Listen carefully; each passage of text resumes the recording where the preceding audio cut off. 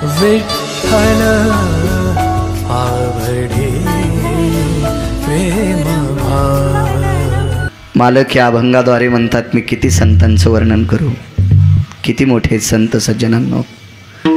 राजे हो, संत किती मोठे, त्याच्या पलीकडचं सांगायचं झालं तर देवाला मोठेपण देण्याची ताकद संतात आहे।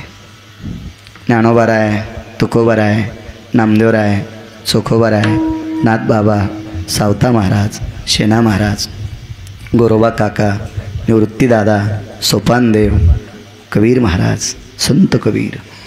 ही जर संत जन्माला आली नसती ना तर आपल्याला भगवान शिवजी कळाले नसते, आपल्याला गहिनीनाथ महाराज कळाले नसते, आपल्याला पांडुरंग परमात्मा कळाला नसता, आपल्याला भगवान गणेश कळाले नसते, माता जगदंबा कळाली नसती। महाराज या देवाला मोठेपण द्यायची ताकद त्यांच्यात आहे। आमुचिया भावे तुझा देवपण हे का विसरो निराहालाशी। देवाला देवपण द्यायची ताकद संतात। कुळीची हे कुळदेवी केली ठावी संताने। या विश्वाची देवी जर कोणी माहीत केली असेल तर संतांनी केलेले। राजो किती मोठी संत आहेत, किती मोठी संत आहेत। याच्या पलीकडे सांगू का, देव इतका मोठा आहे तरी पण जगाच्या बापाला सुख द्यायची ताकद संतात आहे। या सुखाकारणी देव वेडावला वैकुंठ सोडून संत सदनी राहिला। जगाचा मालक वैकुंठ सोडून संतांकडे आलाय का? त्याला सुख नव्हतं। या सुखाकारणी देवाला जे सुख पाहिजे होतं ते फक्त संतांकडे होतं, आणि मग देवाला सुख देण्याची ताकद ज्या संतात आहे ती संत किती मोठी असते। संताचे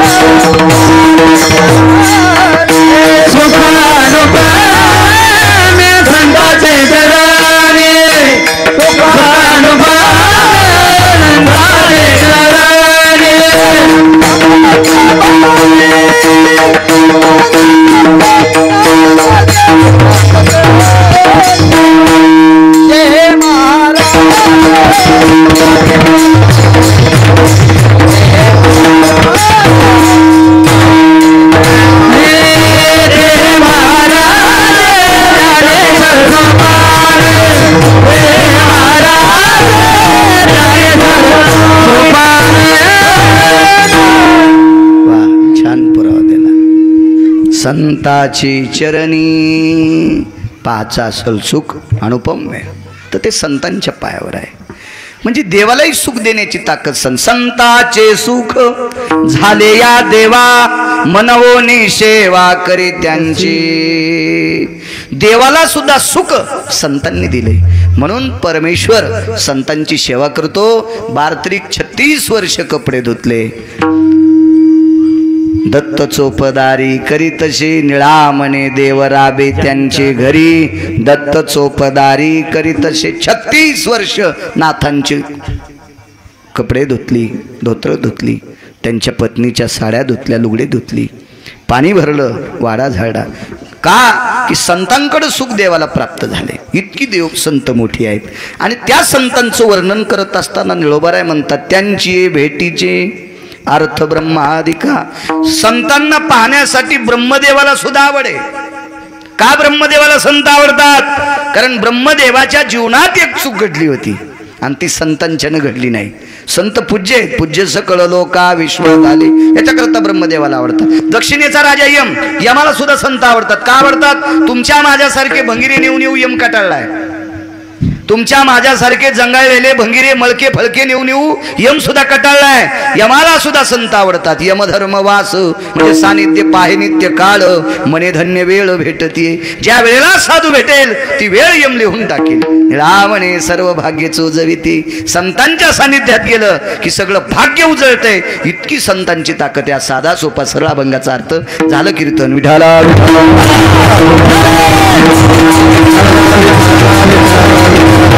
किती मोठी संत आहेत, किती उदार आहेत, किती वैभव आहे संतांचं मोठं।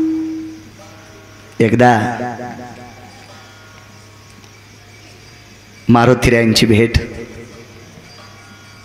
गुरुवर्य स्वामीजी महर्षी वाल्मिकांची आणि मारुतीरायाची भेट झाली.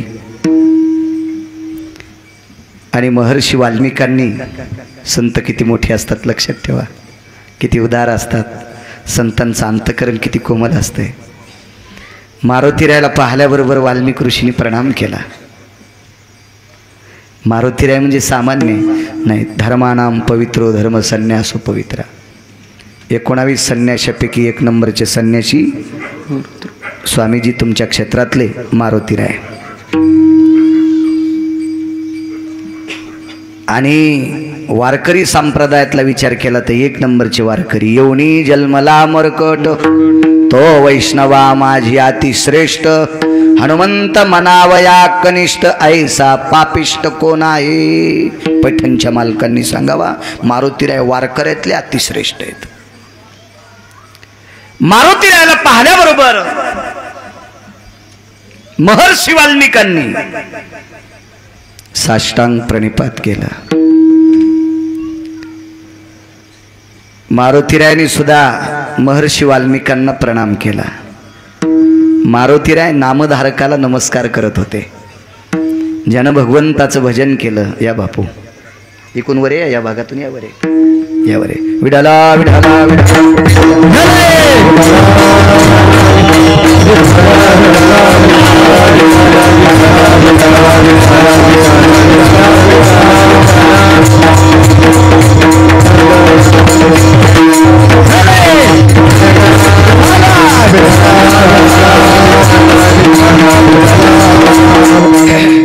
मी आत्ताच यांना म्हणलो होतं येतील बापू वेळ काढून.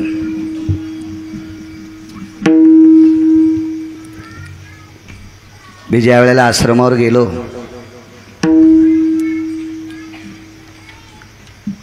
सद्गुरू गहिनीनाथ गडावर, मी वयानं त्यांच्यापेक्षा फार कमी आहे जगन्नाथ स्वामींच्या, पण हात जोडून माझ्या स्वागताकरता हजर. हे मोठ्या लोकांचं अंतकरण असतं. खरं तर मी त्यांच्या पायाला चिटकलेल्या मातीची पण बरोबरी करू शकत नाही, कारण मी काही का असताना संसारात भरलेला आहे आणि ते भगव्या वस्त्रातले अधिकारी तेजस्वी साधू आहेत, मोठी माणसं असतात. मारुतीराय सुद्धा त्या अंतकरणाची. मारुतीरायनं सुद्धा महर्षी वाल्मिकांना प्रणाम केला. एकांतात बसलेले आहेत. महर्षी वाल्मिकाचं अंतकरण गहिरून आलं. आणि मारुतीरायाच्या पुढे आपला ग्रंथ ठेवला. रामायण चालू आहे ना, वा, रामकथा ग्रंथ, रामायणाचा ग्रंथ मारुतीरायाच्या पुढे ठेवला. आणि मारुतीरायाला सांगितलं, मारुतीराय, मी रामप्रभूचं चरित्र केलंय, मी रामायण हा ग्रंथ लिहिलाय. राजे हो, जगातला 1 नंबरचा आद्य कवी कोण असेल तर महर्षी वाल्मिकी. कवी वाल्मिका सारेखा मान्य आईचा. 1 नंबरचे कवी वाल्मिक महर्षी. आणि त्या महर्षी वाल्मिकांनी मारुतीरायाच्या पुढे लिहिलेला ग्रंथ समोर ठेवला. मारुतीरायाने विचारलं, काय लिहिले याच्यात?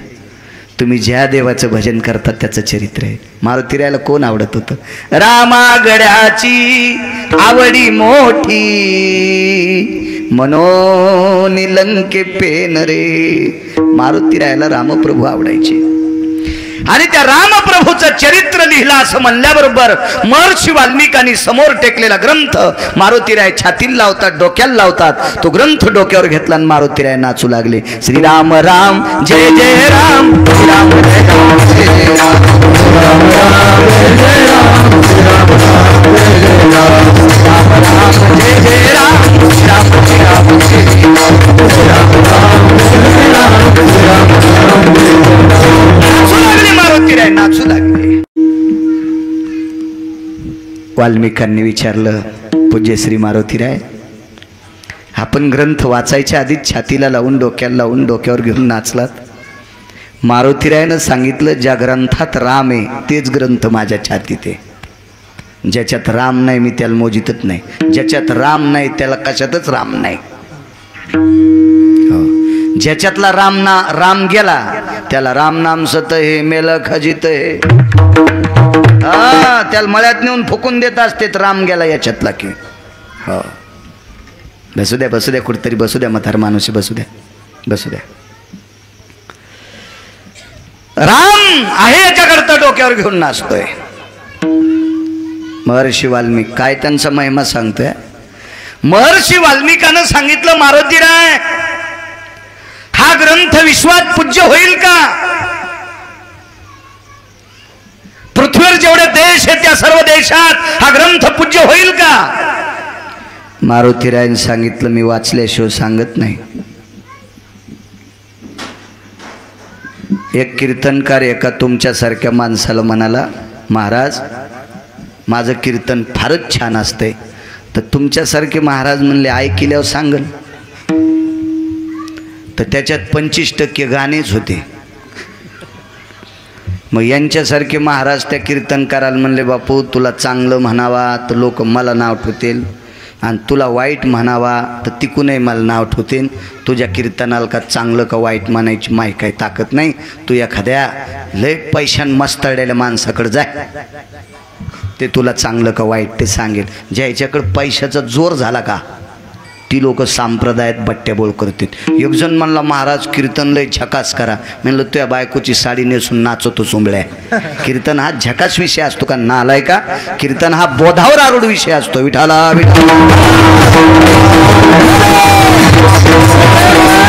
दोन पैशाचा जोर झालेली माणसं काय करतील उद्या काही सांगताच येणार नाही. ह्या हरामखोरावर अवलंबून धर्म किती उंच न्यायचा आहे. विठाला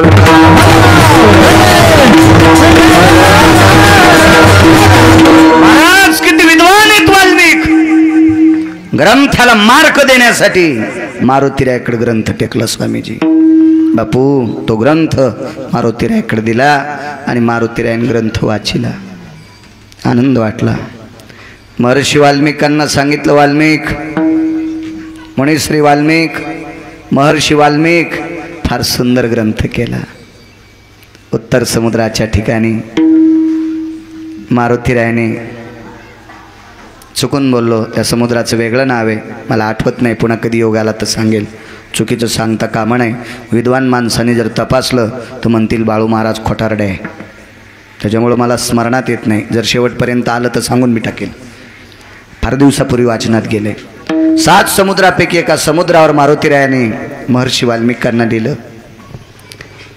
आणि महर्षी वाल्मिकांचा ग्रंथ हे ध्वजपत्रावर लिहिलेला होता. ध्वजपत्र म्हणजे एका विशिष्ट प्रकारच्या झाडाची साल. स्वामीजी बापू विशिष्ट प्रकारच्या झाडाची साल. आपल्याकडे पूर्वीच्या काळात काशीतले कापडी यायचे आणि ते कापडी आपल्याला प्रसाद देत होते. ते प्रसाद ध्वजपत्रावर देत होते. तो कागद नव्हता. विशिष्ट प्रकारच्या झाडाची कागदासारखी लवचिक साल असायची. त्या सालीवर तो प्रसाद द्यायचे आणि पूर्वीच्या काळात ग्रंथ ध्वजपत्रावर लिहायचे. एक झाडाचं झाड आहे ते. त्या ध्वजपत्रावर लिहिलेला तो ग्रंथ होता. मारुतीरायांनी तो ग्रंथ वाचीला. आनंद वाटला. वाल्मिकांना सन्मानही दिला. स्वागत केलं.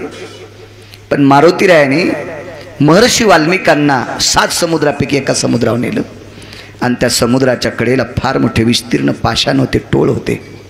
ते टोळ मारुतीरायानं फोडले. त्याला एकीकडनं पृष्ठभाग केला आणि त्या पृष्ठभागावर मारुतीरायाने लखन रामायण लिहिलं. नखानं दगडावर रामायण लिहिलं.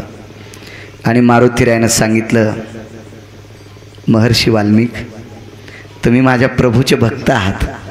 तुम्ही जे रामायण केलंय का ते अत्यंत गोड रामायण आहे. तुम्ही जे रामायण केलंय का ते माझ्या प्रभूचं फार मोठं स्तुत्य असं रामायण आहे. मला फार आवडलं. मी हृदयस्थ केलं. मी डोक्यावर घेऊन नाचलोय. पण एक काम करा ना तुम्ही ध्वजपत्रावर लिहिले मी दगडावर रामायण कोरले. वाचता का वाचता. आणि महर्षी वाल्मिकी एका दगडावरचं पाषाणावरचं त्या शिलाकोनावरचं रामायण वाचत होते. त्यावेळेला प्रत्येक अक्षरामधून महर्षी वाल्मिकांनी अक्षर वाचिल्याबरोबर डोळ्यातून असं पाणी टपकत होतं. वाल्मिकाला असं वाटत होतं ज्या दगडावर पाषाण लिहिलाय ती दगड चाटून खावी की काय. ज्या पाषाणावर रामायण लिहिलंय ती दगडं आपण चाटून खावी की काय? काय रामायण आहे, काय त्याच्यातले शब्द होते, काय त्याच्यातला अर्थ होता, काय त्या रामायणामध्ये रसरशीत मर्यादा पुरुषोत्तम प्रभू रामचंद्र भरलेली होती. महर्षी वाल्मिकांचं अंग असं गदगदून आलं आणि महर्षी वाल्मिकाच्या रोमारोमात ते रामायण प्रवेश करतंय असं डोळ्यासमोर दिसतंय. पण महर्षी वाल्मिकांच्या लक्षात आलं आपण जी रामायण लिहिलंय हे रामायण मारुतीरायनं लिहिलेल्या रामायणाच्या बरोबरीला एका तिळा इतकं सुद्धा बसत नाही. हे महर्षी वाल्मिकांच्या लक्षात आलं. हे रामायण मारुतीरायनं लिहिलेल्या रामायणाची बरोबरी करण्यासाठी एका तिळा इतकी सुद्धा आपलं रामायण बरोबरी करत नाही. आणि मारुतीरायने पूर्ण रामायण वाचल्याच्या नंतर मारुतीरायने विचारलं, महर्षी बरं लिहिलं का? बरं लिहिलं का?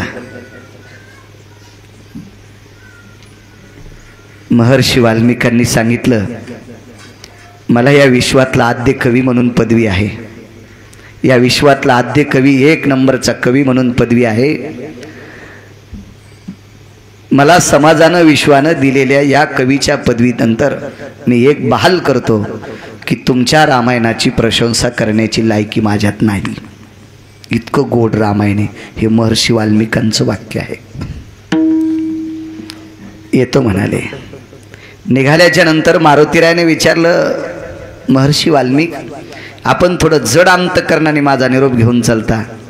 काय अडचणी, काय अडचणी, काय अडचणी? मारुतीरायनं महर्षी वाल्मिकानं सांगितलं, देताल का मला? देताल?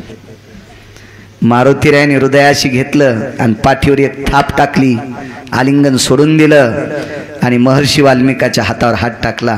काय मागायचं ते मागा. एकच मागितलं, स्वामीजी मी लिहिलेलं रामायण जगात प्रसिद्ध व्हावा, मी लिहिलेलं रामायण जगात प्रसिद्ध व्हावा.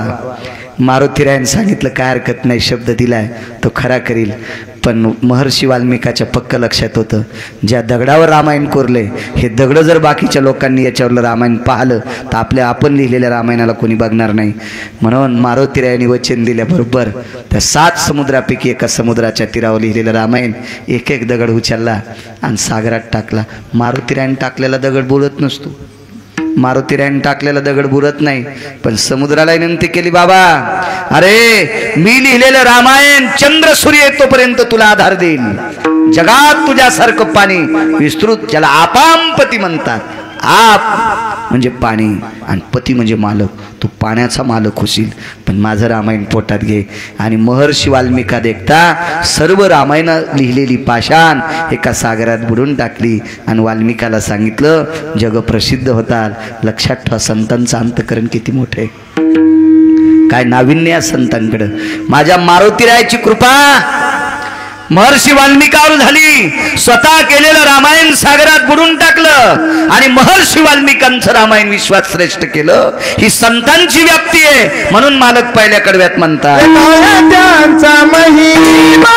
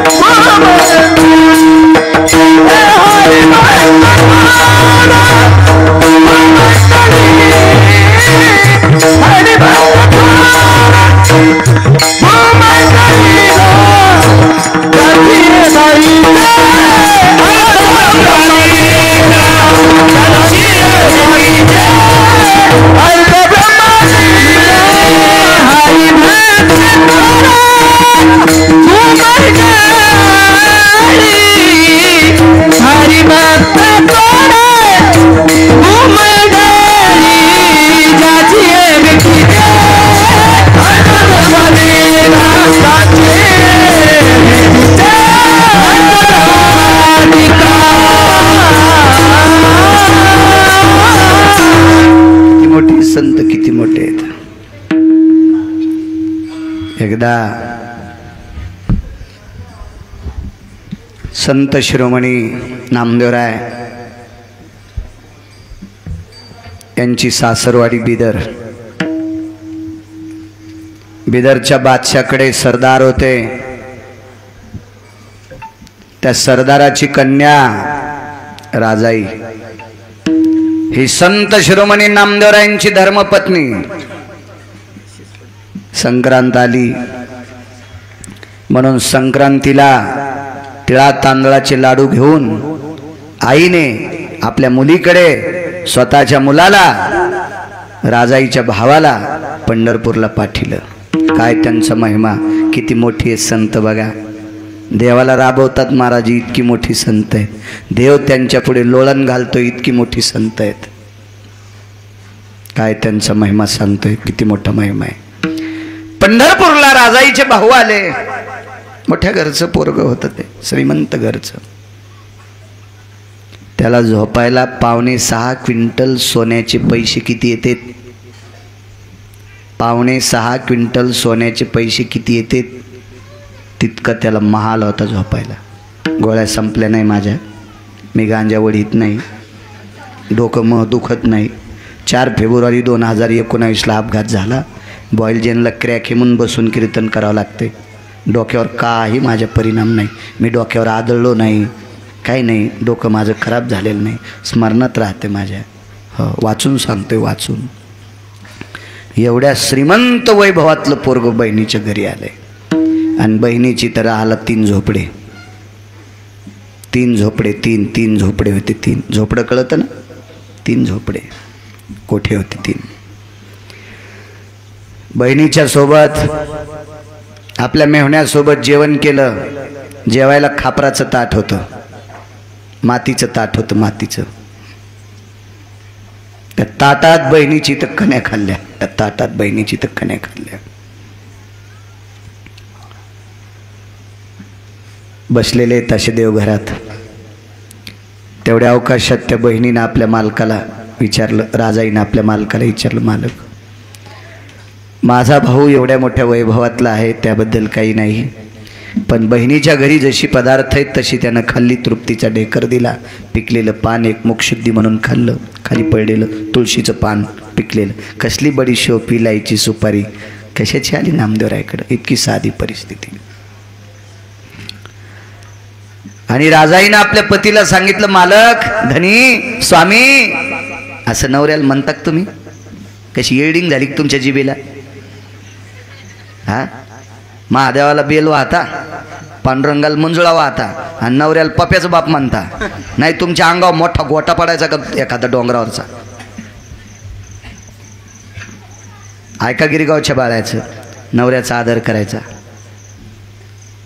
जी बाई दिवसात नवऱ्याच्या एकदा पाया पडते, तिला भारतातल्या कोण्याच महाराजाच्या पाया पडायची गरज नाही. लिहून घ्या गिरगावकरांचं वाक्य.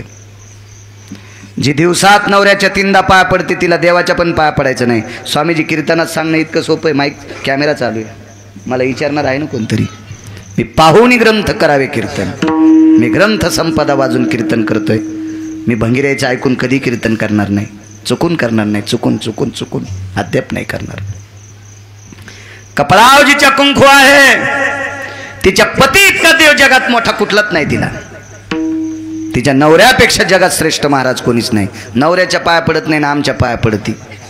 हा, ती बाई आमच्या पाया पडल्यावर महाराज सुद्धा धोत्रा सगळं जळण. गळ्यात शपथ खोटं सांगत नाही. कधी गुण यायचा तुम्हाला? कधी गुण यायचा? नवऱ्याचा आदर करी जा, नवऱ्याचा आदर करी जा. त्या कोपऱ्यात नवऱ्याला भांडणाऱ्या 3 जणी आहेत. उभ्या राहा पटकन, उभ्या राहा. आम्ही नाव घेणारे, पण राव द्या, तुम्हा 8 जणायला जड जाईल. हे नाव घेतले त्या 3. आता पुन्हा 3 सापड्या, त्या 6 जणी. इथं पण 9 जणी येतात. काय दात काढायला तुम्ही त्याच्याकडे बोट केल्यावर? तुमच्यात बी 9 जणी आहेत बसलेल्या. पण गैनीनाथाचं नाव घेऊन एवढ्या बार तुम्हाला माफ करतो. नाही तर पटपट नाव सांग. मला चेहरा पाहिल्या कळाला. ज्याचा चेहरा उतरला का त्या नवऱ्याला शिव्यात देतात. त्याला कळालंच हे बाळ्याला कळत आहे म्हणून, आणि मला माती कळत नाही. मी फक्त गोळी टाकली तितक्या तुमचे चेहरे सुकले. बाई मो नाव घेतो का काय, अशी जी बाई चाचरली का याच्यावरच लक्षात घेतलं ही नवऱ्याला नीट बोलत नाही. पण एवढ्या वेळेस तुम्हाला माफ करतो. भगवान गहिनीनाथाची शपथ घेऊन सांगतो, मालकाला देव मानी जा माझ्या माईनो, तर आपला उद्धार होईल, आपला धर्म उंच जाईल. काय भंगिऱ्याच्या पाया पडून होते तुम्हाला, काय होते काय होते. 6.5 क्विंटल सोन्याच्या पैशाच्या महालात जीवन व्यतीत करणारी बाई नवऱ्याच्या सोबत झोपड्यात राहत होती, तरी भावाला सांगितलं नाही माझी गरिबी आहे. तिला म्हणतात पतिव्रता. हो, आणि सासरचे लाडू खाऊन माहेरात गेल्यावर नवऱ्याची निंदा करती, तिला म्हणतात अवदासा. हा, कशाला कीर्तन ऐकायचे, गप्पा आहेत का कीर्तन. मालकाला सांगितलं स्वामी मालक धनी. काय ग, संक्रांत हिवाळ्याच्या दिवसात असते, माझ्या दादाला पांघरायला काय असेल.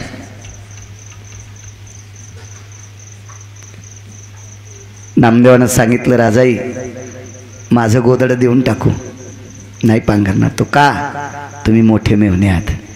मग तुझं देऊन टाक, माझंही पांघरणार नाही, मी त्याची मोठी बहीण आहे. नामदेवराय म्हणले मी मोठा मेवणा आहे, तू मोठी बहीण आहे, याच्या करतात आपल्या दोघांची गोदड पांघरणार नाही. मग ते माझ्या बाबाचंही पांघरणार नाही, माझ्या आईचं पांघरणार नाही. मग तो त्याला करायचं काय. तेवढ्या अवकाशात या 14 लोकांच्या सानिध्यात एक चुकलेली कन्या, तिचं नाव होतं जना. जिनं जनार्दनांत करण्यात ठेवलाय, तिचं नाव आहे जना. विश्वाचा अनंत तिनं अंत करण्यात ठेवलाय, तिचं नाव आहे जना. त्या जनाबाई भांडे घासून, खापराची भांडे घासून कोपऱ्यात ठेवली आणि इकडे आल्या. त्या राजाईला मालकीनबाई म्हणायच्या, नामदेवरायला मालक म्हणायच्या. मालक, मालकीनबाई, मालकीनबाई तुमचे दादा आजच्या रात्रीपुरते आपल्याकडे आहेत, आजच्या दिवसापुरतं माझं गोदडं पांघरतील. जना तुला थंडी नाही वाजणार का. मालकीनबाई भजन करत असताना मी काही पांघरत नाही, आणि भजन करताना थंडीच वाजत नाही. मी आजच्या दिवस रात्रभर भजन करीन. पण मालकीनबाई तुमचे दादा मोठ्या घरचे आहेत, त्यांना थंडी नाही वाजली पाहिजे, माझी गोधडी देऊन टाका. ठीक आहे म्हणले, काय हरकत नाही. राजाईने विचारलं मालक माझा दादा कोण्या घरात झोपेल. नामदेवाने सांगितलं आपल्या झोपडीमध्ये. आसन टाकलं. झोपायला काय होतं, साळीच्या तणसाचं अंथरून. साळी कळत आहेत ना तुम्हाला, तांदळाच्या खालचं कार, त्या अशा चोळून घेतल्या की ते मऊ असतंय, ते अंथरलं आणि त्याच्यावर सोन्याच्या महालात झोपणारं पोरग झोपले. महाराज जे रक्ताचं नातं पाहतात ती माणसं पैसे बघत नसतात. आपल्याकडे फार हरामखोरपणा आहे, म्हणून तरुणांना सांगतो पैसे कमी जा, कामं करी जा. बाप लोकांच्या रानात काम करतून पोरग 10:30ला उठतो, तू काय मंत्र्याचा चुलताय का सोंबळ्या. तो बापन माय लोकांच्या रानात खुरपायला जाती, 2-4 रंगाचं लुगडं नेसती. बाप नाही तिथं जज नाही, त्याच्या रानात काम करतून तू 10:30ला दात घासी तू, आणि 90,000चा मोबाईल वापरी तू. यम तुला इतका हानीन सुंबळ्या, इंचभर जागा ठेवणार नाही. हरामखोरा तू लाल करायची लाज वाटली पाहिजे तुला, लाज. माय लोकांच्या ज्याच्या नाही त्याच्या बांधाला खुरपायला जाती, बाप ज्याच्या नाही त्याच्या रानातलं काम करतो, आणि तू 90,000चा मोबाईल वापरायला. तुला किती लाज वाटायला पाहिजे नालायका. तुला लायकी आहे का विश्वात जगण्याची. आपल्या आईबापाच्या परिस्थितीत रक्ताचं अंतकरण जाणते त्याला पुत्र म्हणतात. बुद्धिजीवी आहेत आपण, जनावर नाहीत, पशु नाहीत आपण कुत्रे मांजर नाहीत. ह्याच्याकरता काम करायचं. माणसाकडे संत आणि देव या दोघांच्या नंतर जगात शक्ती कोणती मोठी असेल तर अर्थ नावाची शक्ती आहे. एक सोप्या वाक्यात सांगू का, आपल्या रक्ताच्या नात्यातले हरामखोर पाहुणे आपली परिस्थिती नाजूक झाल्यावर आपल्याला लग्नाच्या पत्रिका देत नाहीत. घ्या अनुभव. आपल्याकडे 2 पैसे वाढल्याच्या नंतर पाहुणे रावणे आपल्याला फोनवर बोलतेत. आपलं वाजलं की आपल्याला पाहुणे सुद्धा फोन करीत नाहीत, कारण ही विश्व धनवंता लागी सर्व मान्यता आहे. म्हणून तरुणांनी रिकामा वेळ मातीत घालायचा नाही, कामच करत राहायचं, दिवसभर कामच करायचं. 2-2 वाजूस तर मोबाईल खेळतो, हरामखोरायला चॅटिंग करतो. तुला वाढदिवसाच्या शुभेच्छा. अरे त्याला बायको कदरली, तू काय शुभेच्छा द्याला. हा, बायको कदरली त्याला तू शुभेच्छा द्याल्यावर तूही कदरन तुला. तो वेळ मातीत घाल, तू तितका वेळ अभ्यासात घाल. तितका वेळ चांगलं काम करण्यात घाल. भेटलाच वेळ असेल तर ज्ञानेश्वरी वाच, गाथा वाच, ग्रंथ संपदा वाच, संताची अभंगवाणी वाच. देव तुझं कल्याण करील. याला चॅटिंग करतो, त्याला चॅटिंग करतो. काल कुठे गेलता? तो मसनात गेलता, उद्या तुला नेणार आहे. कशाला? हे 60-65 वर्षाचं आयुष्य आपल्याला या भंगीऱ्याला बोलण्यात नाही घालायचं. आपलं जीवन कडेला न्यायचं असेल तर सात्विकाच्या जीवनात आपलं, त्यांच्या सानिध्यात आपलं जीवन घाला. विश्वातला मालक आपल्याला गोड करेल. आपलं काम करा. संपत्ती कमवणं अत्यंत गरजेचं. चला पुढे ऐका. नामदेवरायच्या झोपड्यामध्ये राजाईचा भाऊ आराम करतोय. राजाईनं ज्यावेळेला गोदडं दिलंय त्यावेळेला नामदेवरायच्या मुखारविंदातून वाक्य पडलं, अरे या गोदाड्याला पंढरपुरातल्या मालकाचे हात लागलेले आहेत. या गोदाड्यावर पंढरपुरातला मालक बसलेला आहे.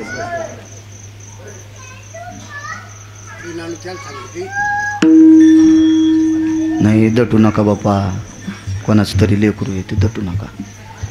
चला तर आता असते. हाव ना, अवघड झालंय. लेकरायसाठी आपले देव कमी पड्या, लोक पिराल बोकडे कापायलेत. हाव ना, इतके महाग झालेत लेकरं. देव दिसणं आपले लोकायला. त्याच्यामुळं कोणाच्या लेकराला आपण काही म्हणावं ती बाई म्हणायची तू वांझेस का काय. त्याच्यामुळं काही बोलू जाऊ नका कोणाच्या लेकराला. विठाला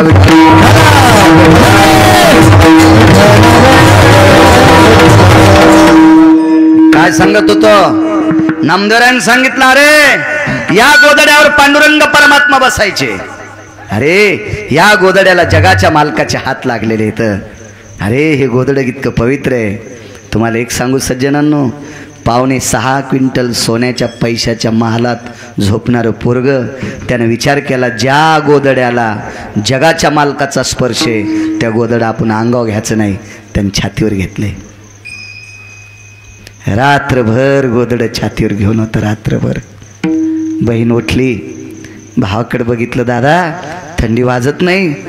ताई ज्या वस्त्राला विश्वाच्या मालकाचा स्पर्श आहे ते वस्त्र जर माझ्या हृदयावर असेल तर काय थंडीची मायवेली मला थंडी वाजायला. तो नामदेवरायचा मेहना होता. महाराज इकडं जनाबाईनं भजन सुरू केलं. घरातल्या लोपायला झोप लागणार नाही म्हणून मनातली मनात भजन सुरू केलं. थोड्या वेळानं थकून गेल्या आणि साडीचं तण सांगाखाली घेतलं, तणसाची उशी घेतली आणि त्या उशीवर अंग टाकलं. थंडीनं कुडकुड कुडकुड कुडकुड कुडकुड कुडकुड शरीर हालत होतं. काय त्यांचा महिमा सांगते, किती मोठी आहेत संत. रात्रीच्या 1:30 वाजता विटेवरच्या मालकाच्या अंगावरचं वस्त्र हालत होतं. वस्त्र हालत होतं. आईसाहेब जाग्या झाल्या. विटेवरच्या मालकीने आईसाहेब जाग्या झाल्या. मालकांना उठवलं, स्वामी प्राणनाथा परमेश्वरा. ताड दिशी प्रभू उठले. अंतःकरण गहिवरून आलं होतं. हृदय गदगदून आलेलं होतं आणि देवाच्या डोळ्यातून पाणी येत होतं. विटेवरच्या मालकिनीने विटेवरच्या मालकाला विचारलं, स्वामी काय ग? मी एक सांगू.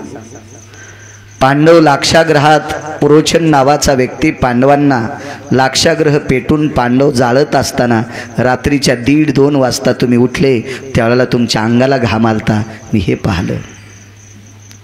मालक दुःशासनासारख्या नालायक व्यक्तीनं पवित्र द्रौपदीच्या वस्त्राला हात लावला. त्या दिवशी तुमच्या अंगाला घाम आलता, तुमच्या डोळ्यातून धूर वाहत होता, हे मी पाहिलं. पण आज तुमच्या अंगाला काहीच नाही, तुमच्या अंगावरचा कपडा हलतय. याचं कारण काय? पुनश्च प्रश्नाचं उत्तर देत असताना हृदय द्रवलं आणि विटेवरचे मालक रुक्मिणी मातेला सांगतात, लक्ष्मी माझी जना थंडीनं कडकुडते ग. माझी जनाबाई थंडीनं कुडकुडते ग. एवढ्या कडाक्याच्या थंडीत ती एका झोपड्यात तशीच झोपलेली ग. तिच्या अंगावरची वाकळ राजाईच्या भावाला दिली ग, नामदेवाच्या मेवण्याला दिली. माझ्या जनाईला आज किती थंडी वाजत असेल ग. राजे हो, विटेवरच्या मालकाला शेजारती झाल्याच्या नंतर एक मखमली शाल टाकल्या जाते. शेजेवर मखमली शाल टाकल्या जाते आणि तो मखमली शाल विटेवरच्या मालकाने हातात घेतला. तो शाल हातात घेतली आणि रुक्मिणीला सांगितलं, रमा ही शाल माझ्या जनीच्या अंगावर टाकू का ग? रात्रीच्या 1:15-2 वाजता विटेवरचे मालक मंदिरातनं नामदेवरायाच्या झोपड्याकडे आले. आणि नामदेवरायच्या झोपड्याच्या दाराजवळ आल्याबरोबर पायाचा आवाज ओळखल्याबरोबर आईसाहेब जनाबाई उठल्या. पाहतात तर प्रभू आलात देवा. हो जना आलो मी. देवाच्या डोळ्याच्या कडा ओल्या झालत्या. देवाच्या गालावर पाण्याचे थेंब होते. जनाबाईनं देवाचे पाय धरले आणि देवाला विचारलं, देवा एवढ्या रात्री माझ्याकडे रडत का आलात? जना तू नामदेवाच्या मेवण्याला थंडी वाजू नये याच्याकरता स्वतःची वाकड दिलीस का? जनाबाईनं देवाला सांगितलं, देवा घरात 14 माणसं असताना एका चुकलेली पोरगी, त्या घरातल्या नामदेवरायांनी मला एक लेक म्हणून इथे आणलंय. एवढ्या श्रीमंत घरच्या राजाईनं मला पोटची लेक म्हणून सांभाळलंय. नामदेवरायच्या आई वडिलांनी लेक म्हणून सांभाळलंय. त्या घरातला एक श्रीमंत घरचा पाहुणा आला, एक दिवस मला थंडी वाजली तर काय होतं रे देवा? याच्याकरता माझी मी गोदडी देऊन टाकली. भगवान म्हणतात, जना तुला थंडी वाजल्यावर मला सहन होत नाही ग. याच्याकरता मला शेजारती करताना जी मखमली शाल दिली ही तुझ्या अंगावर टाकतो. जनाबाईनं सांगितलं, देवा तुम्हाला दिलेली शाल पांघरायला काही हरकत नाही, पण मी ज्या घरच्या भाकरी खाते त्या घरची सगळी माणसं गोदडी पांघरतात. मी ज्या घरच्या भाकरी खाते त्या घरची सगळी माणसं गोदडी पांघरतात आणि त्या घरच्या नौकरणीनं शाल पांघरावा हा कुठला न्याय? दाशी नामयाची म्हणून या. मी नामदेवरायची दासी आहे, मी राजाईची दासी आहे, मी दामू शेट्टींची दासी आहे, मी गोनाबाईंची दासी आहे, मी विठा मादा नारा गोंदांची दासी आहे. आणि घरातल्या मालकानी साधी वस्त्र पांघरावी आणि त्या घरच्या नौकरणीने दाशीनं भरजरी शाल पांघरावी, हे उचित नाही देवा. घेऊन जा, घेऊन जा. आनंद आश्रम स्वामीजी काशीतला, या आनंद आश्रमातून तुमच्यासारखे यती योगी जपी तपी सिद्ध अनुरागी शास्त्री आचार्य पंडित अनुरागी ही सगळी माणसं कबीरांना घेऊन पंढरीला आले. जनाबाईला पाहिलं, सर्व वृत्तांत माहीत झाला. या सर्व आचार्यांनी विचार केला, आयुष्यभर आम्ही ग्रंथ संपदा वाचवली, त्या ग्रंथाची पानं उलटू उलटू आमच्या बोटाची कांडे घासली, पण अजून देव स्वप्नात नाही. आणि या जनाबाईसाठी देव इतका वेडा का झाला असेल? संत कबीरांनी सांगावा, शास्त्रींनो आचार्यांनो पंडितांनो, या संप्रदायातल्या संतांची ताकद इतकी मोठी आहे, इतकी मोठी. किती देव वेडा किती. मला एकदा फीस माफ करायची होती. मी जास्त काही शिकलो नाही स्वामीजी. बापू शेलगावकर मी काही जास्त शिकलो नाही स्वामीजी, मी फार कमी शिकलो, 7वी पर्यंत शिकलो. तर ही फीस माफ करण्यासाठी सरपंचाची सही लागत असती ABC फॉर्मवर. तर ती सही घेण्यासाठी मी ज्या वेळेला सरपंचाच्या घरी सकाळी 8, 8:15 वाजता गेलो तर सरपंचाच्या बायकून सांगितलं ते 10:30 वाजता उठतील. त्याला मतदान मी टाकलेलं होतं. तुम्ही पुन्हा म्हणताल 7वीच्या पोराला मतदान टाकायचा अधिकार असतो का? मी माझ्या आईला हात धरून नेलतं, टाकेल मतदान. माणसं चुका काढायला लई भारी असते. हे लगेच म्हणले असते 7वीला होता आणि याचं मतदान असतं का? हे वकील नाहीत पण वकिलाचे बाप आहेत. टाक म्हणलं आई याला मतदान. आणि आम्ही ज्याला मतदान करावं त्याच्या बायकून म्हणावं ते 10:30ला उठतेत. ही तुमची आमची टेक झाली, तुमची आमची टेक झाली. सगळे महाराजन, सगळे सरपंच, सगळे जिल्हा परिषद सदस्य, सगळे पंचायत समिती सदस्य, सगळे आमदार, सगळे खासदार, सगळे मंत्री कोण्या दिवशी बटन दाबून मारायचे त्याच्या हातात ते त्याला पंढरपुरातला मालक म्हणतात. आणि तो जगाचा बाप रात्री 2:45 वाजता एक शाल घेऊन जनाबाईच्या घरी आचार्य पंडित शास्त्री वेदांतिक वेडे झाले, सिद्ध महामुनी अनुरागी वेडे झाले. काय अवस्था आहे? कबीरांनी सांगितलं, राजे हो या साध्वीमध्ये ताकद आहे, या संतात ताकद आहे, देवाला वेळ करण्याची ताकद या संतात आहे. म्हणून मालक पहिल्या कडव्यात म्हणतात, आयतांचा महिमा वर्णवार, कायतांचा महिमा वर्णवार, कायतांचा महिमा वर्णवार, कायतांचा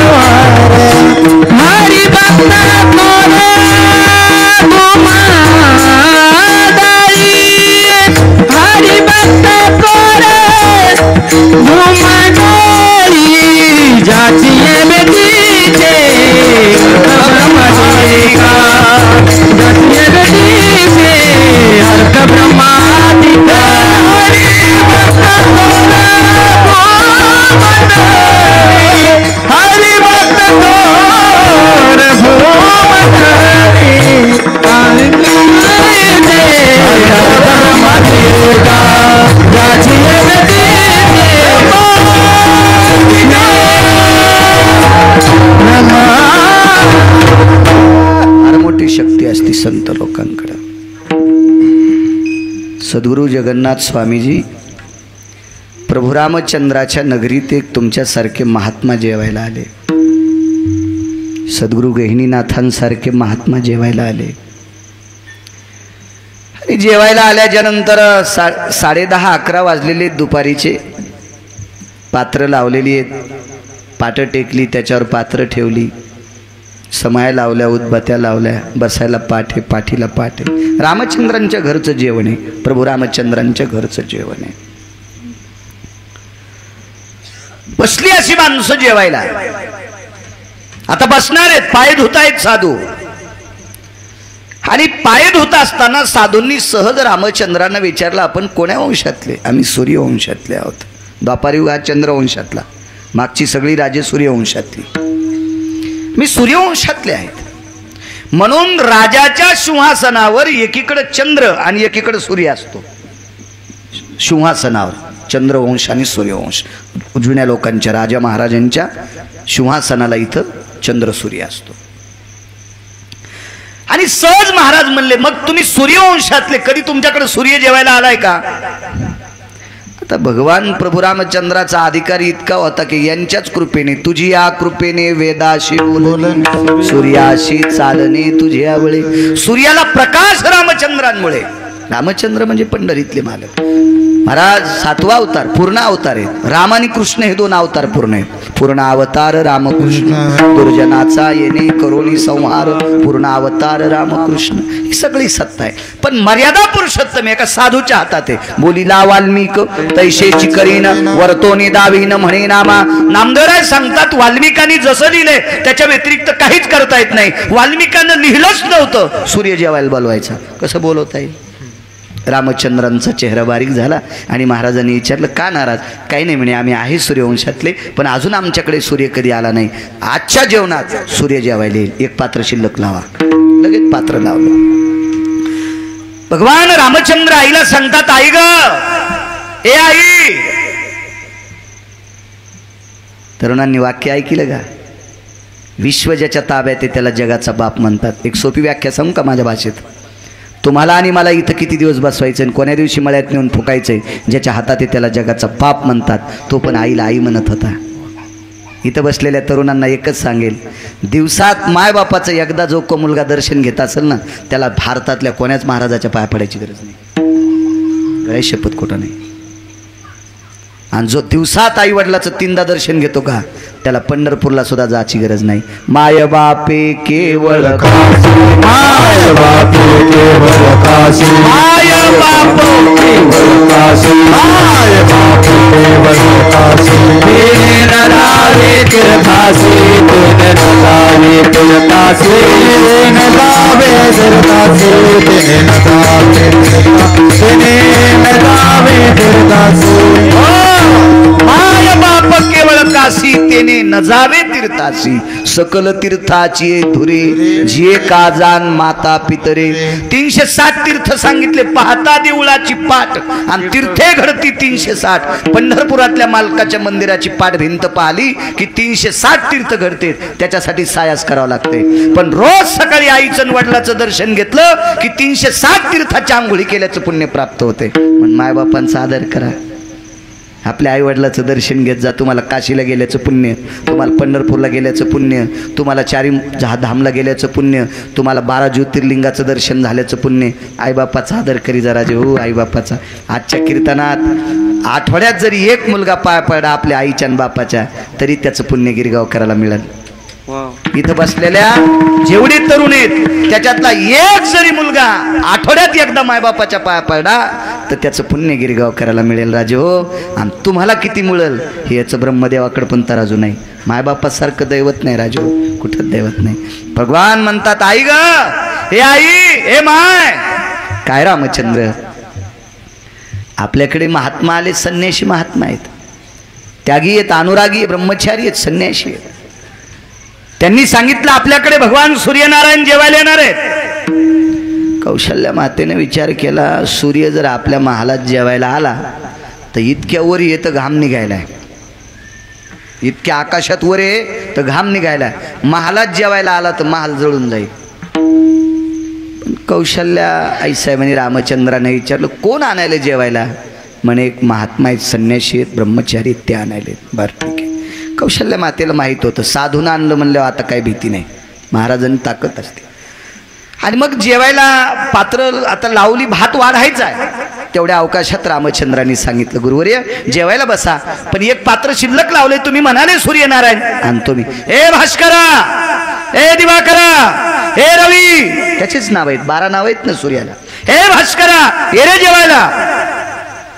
भगवान सूर्यनारायणानं सांगितलं, पूज्यश्री महाराज येतो जेवायला, पण मी खाली आल्याच्या नंतर जगाला प्रकाश कसला? जगाला प्रकाश कोण देईल? महाराजांनी सांगितलं, बांड्या पंचायती करू नकोस, तुला जेवायला बोलवतो त्या अर्थी प्रकाश देण्याची ताकद माझ्यात आहे, तू ये खाले. आणि सूर्य खाली आल्याच्या नंतर दुसरीकडे अंधार पडू लागली. सूर्यनारायणाने पाय धरले, महाराज बाकीचे लोकांचा अंधार पडतोय, 11:30 वाजता जर 12 वाजता अंधार पडत असेल तर मला सुद्धा ड्युटी आहे विश्वाची, असं का करता? तर भगवान सूर्यनारायणाला महाराजांनी सांगितलं, तू अगोदर पात्राव जेवायला बस, मी बागचं पाहतो. दुपारचं स्नान करून आलेली महाराज होते, त्यांच्या कमरेला गुंडाळायची 4 बोटाची लंगोटी होती, छाटी होती. हिचे 2-3 प्रकार सांगितले. कमरेला गुंडाळायची 4 बोटाची छाटी, कोणी खांद्यावर घ्यायची छाटी, वेगवेगळ्या पुराणात वर्णन वेगळं आलं, पण एक पुराण सांगते ती कमरेला गुंडाळायची छाटी होती. एकाची छाटी तर पिन्नली, एके सृष्टीवरी सृष्टी केली, आळंदीतल्या मालकांचा पुरावा आहे. आणि सूर्यनारायण आतमध्ये प्रवेश केल्याबरोबर थोडा अंधार वाटत होता. महाराज स्नान करून आले होते स्वामीजी, ती छाटी आकाशात फेकल्याबरोबर 14 सूर्य इतका प्रकाश पडला, 14 सूर्य इतका. एका महात्म्याचं वाक्य, काढोनी ढुंगाचे चिरगुट भिरकाविले नभी देख, ते 14 भास्करा परिलेख तेज कांती. कमरेला गुंडाळायचं फडकं वस्त्र आकाशात फेकल्याबरोबर 14 सूर्य इतका प्रकाश पडला. वाक्य नीट आहे का? आता आपल्याकडे अंधार आहे, सध्या आपल्याकडे अंधार आहे, दुसऱ्या देशात उजळड आहे. हे तर मान्यच करावं लागेल का नाही? उद्या त्यांना अंधार पडेल, सकाळी आपल्याकडे उजळल. म्हणजे सूर्य एकाच वेळेला अख्ख्या ब्रह्मांडाला प्रकाश देऊ शकत नाही. सूर्याकडे लोड शेडिंग आहे.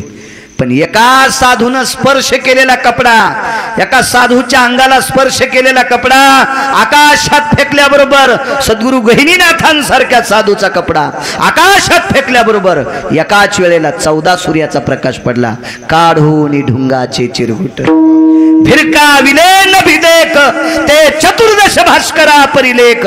ते बसा ना, काय बुळबुळ करता रे? पुढं बसायचा भलता ना, त्याच्यामुळे माणसं पुढं पाहिजे. विठाला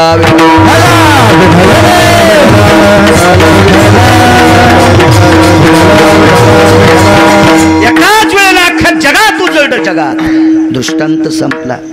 साधून स्पर्श केलेल्या आपल्या भारतीय संस्कृतीतल्या, महाराष्ट्राच्या संस्कृतीतल्या, सनातन संस्कृतीतल्या, वैदिक संस्कृतीतल्या, भागवत संप्रदायातल्या, वारकरी संप्रदायातल्या साधून स्पर्श केलेला कपडा आकाशात फेकला तर 14 सूर्य इतका प्रकाश पडतो.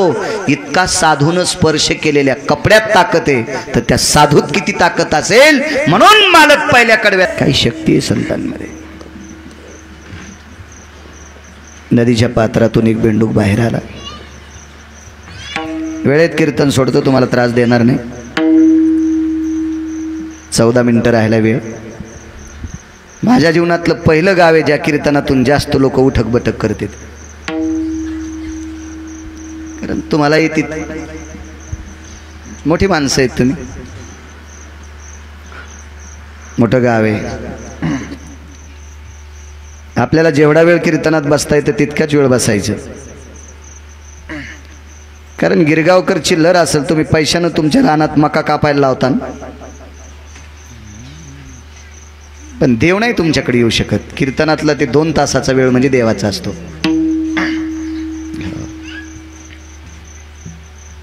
लाईट गेल्याचं अनुसंधान घेऊन 2-3 मथाऱ्या पण उठल्या. मी पाहिल्या इथून. त्या म्हाताऱ्यानं कशाला अपेक्षा करायचा माझा नातू चांगला निघन? बिलकुल निघणारच नाही तो नातू. तू या अंगाव म्हातारपणी ट्रॅक्टर घालणार आहे. तू जरासं थांब. विठाला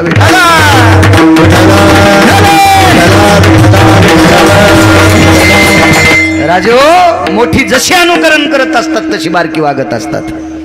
कीर्तन तुम्ही गप्पा खेळायचा विषय नका समजू.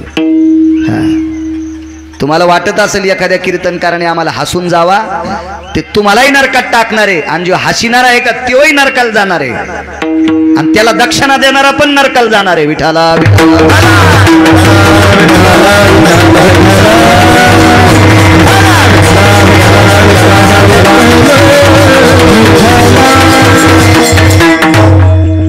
काय योग महाराज. असू द्या असू द्या. नाही आता आलाय पाऊस, येऊ द्या येऊ द्या, तेही स्वागत करता येणारच. आता पाऊस आल्या होता ती नैसर्गिक आपत्ती आहे, त्याला मी पण काही करणार नाही, कारण मला मंडप आणताच येत नाहीत ना दुसरीकडचे उचलून, नाहीत मी 5-6 आणले असते. आता पाऊस आल्यावर त्याला विलाज नाही, आता पावसाच्या घरातच कीर्तन आहे. पण एक मुद्दा आहे का, नदीच्या पात्रातून एक बेंडूक बाहेर आला. बाहेर आल्याच्यानंतर दिवस उन्हाळ्याचे होते. उन्हाळ्याचे दिवस असल्यामुळं तो बेंडूक असा तापलेला आहे, त्याला खाली पोळतंय, वरचा प्रकाशही पोळतो. स्वामीजी करावं काय. तेवढ्या अवकाशात एक सर्प आला. त्या सर्पानं बेंडकाच्या भोवताला असं आळं केलं आणि स्वतःच्या फण्यानं त्याच्यावर सावली धरली. ती एक जणानं मला कीर्तनात चिठ्ठी दिली, ती सर्पाला एकादश होती का, किंवा सर्पाचे दात पाळलेले होते का. सापाचं खाद्य काय आहे, बेंडूक आहे. मग साप बेंडूक दिसल्याबरोबर सर्प त्याला असा वेटाळत असतो, आणि या सर्पानं सावली का धरली, त्याच्या गोळ्या संपलत्या का. मी म्हणलं सापाला एकादश नव्हती, सापाचे दात पाळलेले नव्हते, सापाच्या गोळ्या संपलेल्या नव्हत्या. मग त्यानं दुसरी चिठ्ठी दिली, मग कीर्तनात तू सापानं बेंडकाच्या डोक्यावर सावली धरली म्हणून तू ह्या संपल्यात का. इतक्या रगील कीर्तनकाराला चिठ्ठी द्यायला कोणाची मावेली. सापाला एकादश नव्हती, सापाच्या डोक्यावर परिणाम झालेला नव्हता, सापाचे दात पाळलेले नव्हते, तरी पण सांगतोय सापानं बेंडकाच्या डोक्यावर सावली धरली. ही एका अल्पज्ञानी माणसानं पाहिली. या पा एक तर अज्ञानी परवडे आणि एक तर ज्ञानी परवडे, हे मधले आहेत का. हे मधला चिवडा लय बिनकामी असतो. हे मधला जे चिवडा आहे का स्वामीजी, हे कोणाच्या नशिबाला येऊच नाही. हे मधले असतात काय गाभुळे, इजळलेले आंबे. इजळलेल्या आंब्याचा तकू होत नाही, लोणचं होत नाही, रस होत नाही, आणि भाजीच्या कामी येत नाहीत. हे इजळलेले आंबे खाल्ले की सर्दी होती, वानर पण बिमार पडते. असे काही काही इजळलेले आंबे असतात. काय पहिले महाराज होते, आताच्या महाराजाला शेपटी आल्यात का. धर्मवरी न जाण्याचं कारण आहे आपल्यातले इजळलेले आंबे आहेत महाराज. चांगल्याच्या मागे लागा, चांगल्या लोकांचं दर्शन घेत जा, या लोकांचा आदर करा, देव आपलं बरं करेल. काय रम्य ठिकाणे. थकून आलतो मी, थकून. आनंद वाटला. 1-2 जण होते, चला घरी चहा. अरे म्हणलं इथं आलं की सगळं झालं. हे पोरगं सोबत होतं, छान वाटलं. इतकं रम्य ठिकाणे. अरे महात्मा सापडे तुम्हाला, जपा या लोकांना, जपा, देव तुमचं चांगलं करेल. वा धर्मवरी जाण्यासाठी मदत करा, धर्माला खाली वळू घेऊ नका. आजचं धकलंय, उद्या आपले नातू पंतू यांचे काय हाल होतील याच्याकरता वेळी सावध व्हा. धर्म सांभाळा आपला, देव चांगलं करेल तुमचं. कोणाला वाईट म्हणू नका. कोणाला वाईट म्हणल्यानं आपला धर्म उंच जात नाही. आपल्यातल्या त्रुटी काढा. एक कुत्र साखरपुड्याला गेलं बाबाजी, बापू एक कुत्र साखरपुड्याला गेलं. कुत्र्यानं कशाला साखरपुड्याला जायचं, पण लय नाद न कुत्र्याला. सोयाबीन गाडीत टाकली की कुत्रे बाजाराला जातात, बैल गाडी वडीत येत, मालक वरी बसलेला आणि कुत्र आखा खाली चलत. पुढच्या गावातले कुत्रे भेटले की ते कुत्र आखा खाली. ते कुत्र म्हणलं बाहेरीनं, हे कुत्र म्हणलं आलो असतो पण बैलाला गाडी देटनं. आता कुत्र गाडी वडीत असतो. असे काय काय कुत्रे, त्याला माहिती आहे गाडीच्या बाहेर गेलं की ते वाचकारी, तर त्याच्यामुळे ते आखा खाली चलत, गाडी खाली चलत. असे काही काही कुत्रे. ते कुत्र साखरपुड्याला गेलं. साखरपुड्याला गेल्यावर तिथलं ते पोरीचे वडील चांगले होते. आता मालकाचं कुत्र आहे, ज्याच्या घरी पोरगी दिली त्याचं कुत्र आहे, ज्याच्या घरी पोरगी दिली जावायचं कुत्र आहे, युवायचं कुत्र आहे. म्हणून एका टोपल्यात दूध टाकलं, त्याच्यात 2-3 चपात्या चुरगाळल्या. हा दूध घरच्या म्हशीचं होतं, ते पुण्यातलं नव्हतं, इकत घेतलेलं रोगर. घरचं शेतकरी आहेत, घरचं खाचं शिका. हो एखादी गाय पाळी जा, शेण काळी जा माय. हो, गाईच्या शेणाचा गोमूत्राचा वास घेत जा, 14 रोग होत नाहीत. हो, गाय पाळायचा कटाळा येतून मग पुढ्यातलं दूध खाती. बसताना गोळ्यान, उठताना आग गगन, बसताना आग गग, आणि झोपताना पासा पासा गोळ्या खाती. शेण काढायला काय धनुर्वाद झालाय का? विठाला विठाला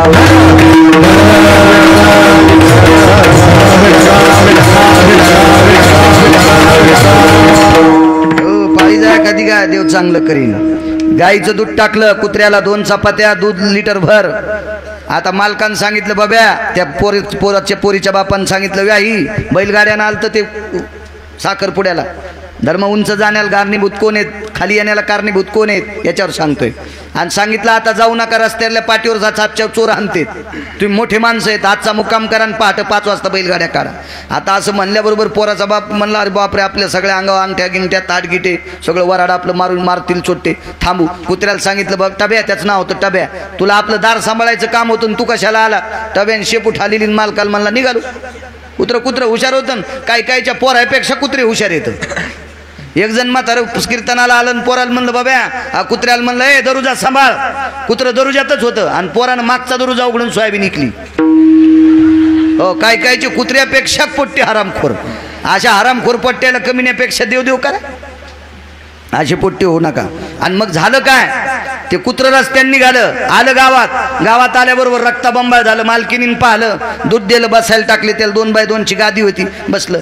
गल्लीतले कुत्रे सगळे आले, म्हणले, टब्या कसं काय झालं, कुठे गेलता? काय नाही म्हणले, मालकाच्या पोराचा साखरपुडा गेलता. इतके हाल केले माणसानं? कुत्र म्हणलं, माणसानं हाल नाही केले, रस्त्यानं आपल्यात पाहुण्याने केले.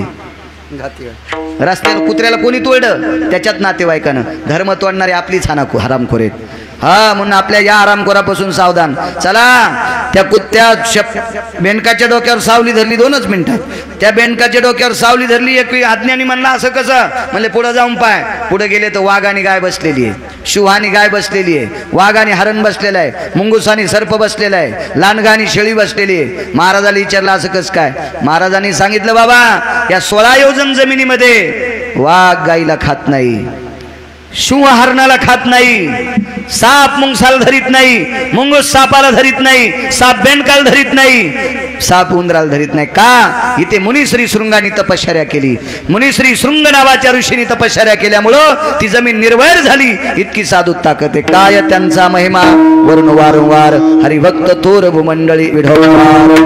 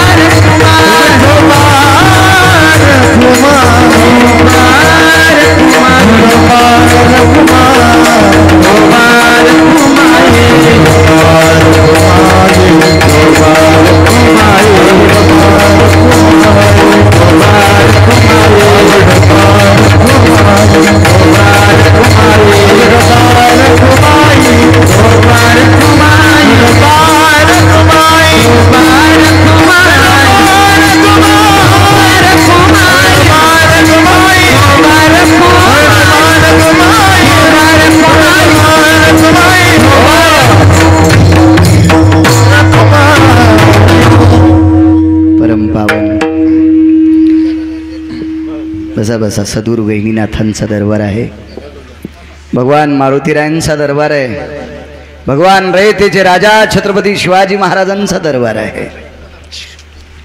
अशा परम पावन साधूच्या पदस्पर्शाने पुनीत असलेला हा परिसर सारोळा गहिनीनाथ तुम्हा सर्व ग्रामस्थांच्या वतीनं चालत असलेल्या गेल्या मला वाटतं 28 वर्षाची परंपरा. 28 वर्षापूर्वी परिस्थिती काय असेल त्या काळात जुन्या लोकांनी साध्या परिस्थितीत सत्ता मुहूर्तमेढ धर्माची पताका रोवली, ती आत्तापर्यंत इथपर्यंत आणली. तुम्हा सर्वांना धन्यवाद. गावात जेवढ्या आडनावाची मंडळी असतील तेवढ्यांना कोटी कोटी धन्यवाद. सारज्य सज्जनांनो, तुमचं गाव फार मोठ्या साधूच्या पदस्पर्शाने पुनीत झालेलं गाव आहे. सद्गुरू वहिनीनाथांच्या पदस्पर्शाने पुनीत असलेलं गाव. तुमच्या काही अंतरावर जवळजवळ 300 350 वर्षापूर्वीची परंपरा